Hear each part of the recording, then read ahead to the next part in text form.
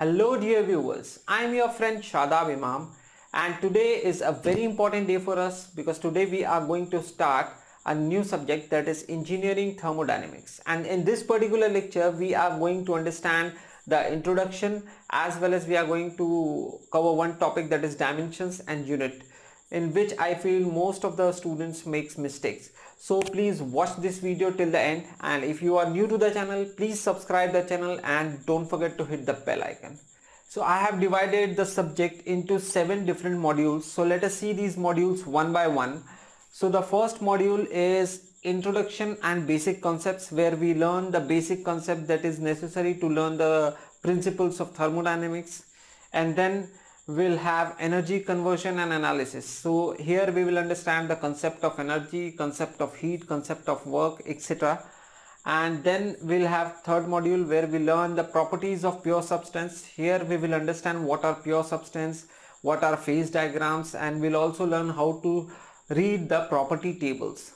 And the next is module 4, which is energy analysis of a closed system. Here we will understand the work done by moving boundary, as well as we'll understand closed system and the first law of thermodynamics and its application to closed system. And our next module is mass and energy analysis to control volumes. So here we'll understand the mass flow, the energy flow within a controlled volume, which is also a device, and we'll see ahead that what controlled volume actually is. And the next is the second law of thermodynamics. So in second law of thermodynamics, we'll understand what is thermal energy reservoir, what are heat engines, what are heat pumps and refrigerators, and so on. So these are the things we are going to cover under this module.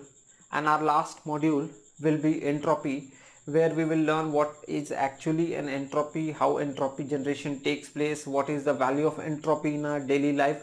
So these are the contents we are going to cover. So let us start with our module 1, that is Introduction and Basic Concepts.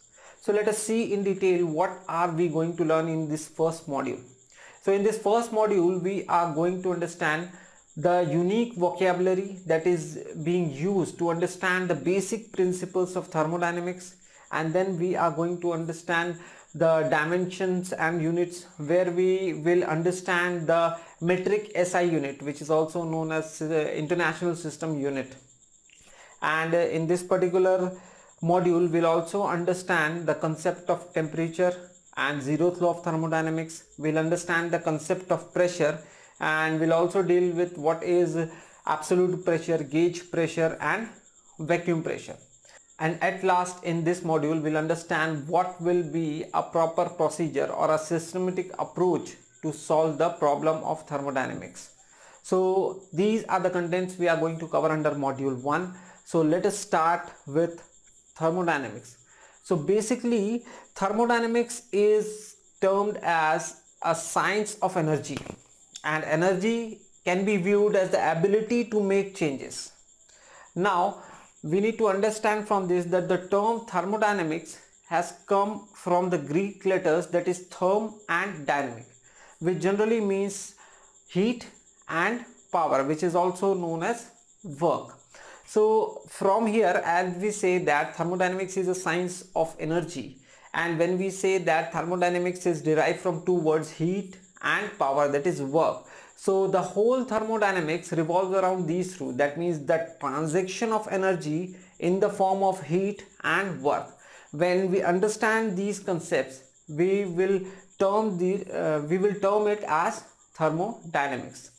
And here also when we consider the work, we will call it a thermodynamic work. And in our lectures ahead we will see what actually considered as a thermodynamic work. So let us move ahead. And in nature we can see that the most basic principle is the conservation of energy principle, and it defines that energy can be changed from one form to another, but the total energy remains the same.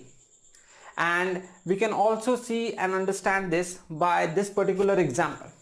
So from here we can see that at one position the rock was at the cliff, and it has some potential energy which is equals to 10 units, and because it is at rest we have no kinetic energy, because the rock is at initial position, which is at rest. Now as we allowed the rock to fall, and in between at a certain instant of time, we can see that the potential energy has been decreased to a certain level because the height is decreased, and we know that potential energy depends on the height. And at the same time we can understand that as the rock gains some velocity, we will have some kinetic energy, and from this picture we can analyze that the energy, that is the total energy, which is kinetic energy plus potential energy, is same at both the instances. At first instant, the total energy is equal to the potential energy, where kinetic energy is 0, and at second instance we have total energy as the sum of potential energy and kinetic energy. So in both the cases the total energy remains the same. Now after understanding this example, the question comes to my mind is, why do we need to see this? Because my friend, the first law of thermodynamics is simply an expression to the conservation of energy principle, and it asserts that energy is a thermodynamic property. The second law of thermodynamics asserts that energy has both quality and quantity, and the actual process happens is in the direction of decreasing quality. And this can be easily understood with another example. So let us see this. This is the image of a coffee which is at a higher temperature, say 70 degrees, and the surrounding is at 20 degrees. So we know that actually what happens is heat is transferred from the cup of coffee to the surroundings, and this will continuously happen till the temperature of both the entities will become same. So from here we can see and understand that the actual process is happening in the direction of decreasing quality. We very well understand that substances are made up of a number of particles called molecules, and the properties of these substances naturally depends on the behavior of these molecules. For example, let us take a pressure of the gas in a container, and it is the resultant of the momentum transfer between the molecules of gas and the container of the wall. Although we do not require to study the individual molecules in order to find the pressure of a gas, we can simply put a gauge in the container and find out what is the pressure. So this holistic approach is called the macroscopic view, and whenever we are understanding the individual molecules behavior, it is called the microscopic approach. So thermodynamics approach is divided into two parts. First is the macroscopic approach, second is the microscopic approach. Now this particular microscopic approach is termed as classical thermodynamics, and whenever we are focusing on the individual particles, that is molecules, and its behaviors, it is called statistical thermodynamics. In this particular course we will limit our study to classical thermodynamics. That means we will only focus on the macroscopic approach here. Now let us move ahead and move to the other topic, which is dimensions and unit. Now we know that any physical quantity is characterized by dimensions, and the magnitude assigned to those dimensions are termed as units. In this particular lecture series we are going to stick to the metric SI unit, which is also known as International System Units. It is a logical and simple unit system which has been recognized throughout the world for various scientific and engineering purposes. So we'll stick to the SI unit system in this particular lecture series. Now the dimensions are basically divided into two forms. First are the fundamental dimensions, which are very fundamental in nature, and then there are derived dimensions which are derived from the fundamental dimensions. So there are 7 defined fundamental dimensions. So let's see these, and these are the 7 fundamental dimensions, and other than these there are number of derived dimensions. That means they are derived from these fundamental dimensions. Now under dimension we need to understand certain things. First is all the units are to be written without capitalization, although their abbreviation can be written in the capitalized form. Suppose if we consider the SI unit of force. So force is represented by F and its SI unit is Newton. So we can write Newton and then we can write abbreviation like this, but we cannot write Newton. This will be incorrect. And the second is the full name of the unit can be pluralized, but its abbreviation cannot be pluralized. And let us see that with an example. If we consider the length as 5 meters, so it can be written as 5 meter with abbreviation, or it can be written as 5 meters, but it cannot be written as 5 ms, or it cannot be written as 5 meter. So this is wrong. So we need to be very careful that we can pluralize the complete name of the unit, but we cannot pluralize the abbreviation. Okay, so if the force is 10 Newton, so we can write 10 newtons, but the abbreviation will remain as Newton N. We cannot add as to it. And then the third is no period can be used in the unit abbreviation unless it happens at the end of the sentence. Suppose we are having our distance as 5 meter.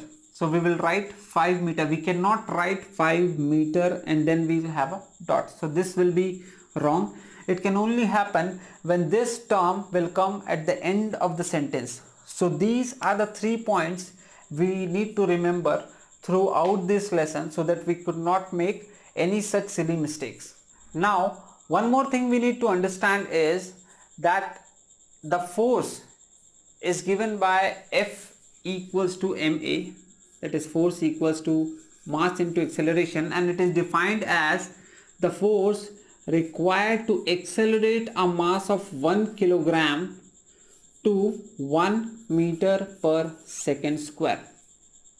And very oftenly we can see that people will confuse between mass and weight. So we need to understand that weight is also a force and it is represented by W equals to mg, where W is the weight, force, mass is the mass, and g is the acceleration due to gravity. This is acceleration due to gravity.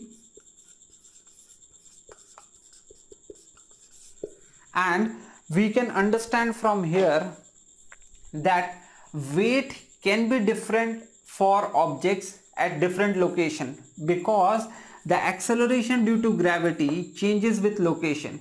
Suppose in Earth we have a different acceleration due to gravity. In Moon at a certain point we will have a different acceleration due to gravity, but the mass will remain same. This will remain same in the whole universe. We need to understand this, that the mass will remain same in any part of the universe. That means where it is Earth or Moon or anywhere else, the mass will remain same.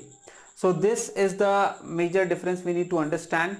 And one more term that is coming to my mind is specific weight, which can be given as gamma. So the specific weight is the weight per unit volume, that is weight contained by a single meter cube of volume. So it can be given as rho into g, where rho is the density of the substance. This is density, this is density, and this is acceleration due to gravity, and this is the specific weight. So we need to understand these things, that weight is a force and mass is not a force, and mass will remain same anywhere in the universe. Weight may change depending upon the acceleration due to gravity. and specific weight is the weight of 1 meter cube of volume. So it is given by density rho multiplied by G. The next important thing we need to understand here is the dimensional homogeneity. So the next important thing we need to understand is dimensional homogeneity. And what is dimensional homogeneity? In dimensional homogeneity, we need to understand that in any equation, each term must have the same unit. And if we find any situation where any term is not having the same unit, that indicates that we might have made an error in our previous steps. So we can go and check that situation where we have made the error. Now let us consider an example where we need to calculate the internal energy at any point. So let us see, we'll read some equation which will suggest internal energy E at point I, at any instant I, and it is saying as 25 kilojoule plus 7 kilojoule per kg. So from here in this equation we can see and analyze that these two terms are not equal in their units. This is kilojoule and this is kilojoule per kg. So we can understand and identify that there might be the multiplication of mass which is missing in this particular step.